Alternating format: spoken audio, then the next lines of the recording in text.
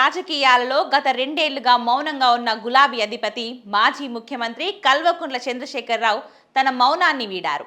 ఆదివారం తెలంగాణ భవన్లో ఏర్పాటు చేసిన మీడియా సమావేశంలో ఆయన కాంగ్రెస్ ప్రభుత్వంపై నిప్పులు చెరిగారు. ఇంతకాలం ప్రజా తీర్పును గౌరవించి సమయం ఇచ్చాను, కానీ ఇకపై కథ వేరే ఉంటది. అన్యాయం జరిగితే తోలు తీస్తా అంటూ విసిరిన సంచలన వ్యాఖ్యలు రాష్ట్ర రాజకీయాలలో ఒక్కసారిగా వేడిని పెంచాయి. మహబూబ్ నగర్ జిల్లా సాగునీటి కష్టాల గురించి కేసీఆర్ సుదీర్ఘంగా వివరించారు.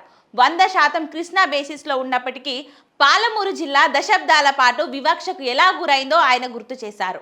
1974లోనే బచావత్ ట్రిబ్యునల్ జూరాలకు 17 టీఎంసీల నీటిని కేటాయించిన ఉమ్మడి రాష్ట్ర పాలకులు దాన్ని అనాథ బ్యారేజ్గా మార్చారని మండిపడ్డారు.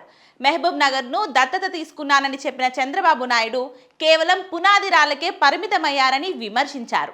కనీసం కర్ణాటకకు చెల్లించాల్సిన పరిహారం కూడా ఇవ్వలేదని దుయ్యబట్టారు.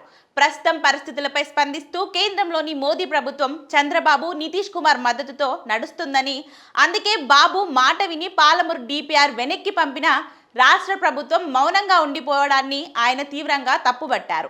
రాబోయే రోజుల్లో ప్రతి జిల్లాలో బహిరంగ సభలు నిర్వహించి కాంగ్రెస్ ప్రభుత్వం చేస్తున్న వైఫల్యాలను ఎండగట్టాలని ఆయన నిర్ణయించారు. ఇక తెలంగాణ తెచ్చిన పార్టీగా మౌనంగా ఉండేది లేదు అని చెప్పడం ద్వారా కార్యకర్తల్లో ఉత్సాహాన్ని నింపారు. ప్రాజెక్టుల విషయంలో జరుగుతున్న జాప్యాన్ని ప్రధాన అంశంగా తీసుకొని ప్రజాక్షేత్రంలోకి వెళ్తామన్నారు కేసీఆర్.